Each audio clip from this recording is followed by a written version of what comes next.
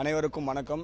இன்று கேப்டனுடைய முதலாம் ஆண்டு குரு பூஜை நினைவு நாளன்று இன்னைக்கு கேப்டன் சொன்னது போல அவர் யாரும் பசி இல்லாமல் இருக்கணும், அனைவருக்கும் உணவு கொடுக்கணும்னு சொல்லியிருக்காங்க.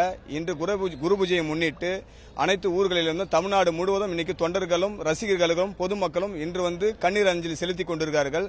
அதனால யாரும் பசியோடு இருக்கக்கூடாதுன்றதுக்காக இன்னைக்கு கொளத்தூர் ராம் கேட்டரிங் சார்பாக நாங்கள் உணவு வழங்கி கொண்டிருக்கோம். கேப்டன் சொல்றது போல அனைவருக்கும் உணவு இருக்கணும், ஏழை மக்களும் உணவு போய் சேரணும், அனைவரும் படிக்கணும்னு சொல்லியிருக்காங்க. இது நாங்கள் மட்டும் செய்யக்கூடாது, இது எல்லாரும் செய்யணும். கேப்டன் இந்த நாளில் நம்ம அதை சபதமா எடுத்துக்கணும்.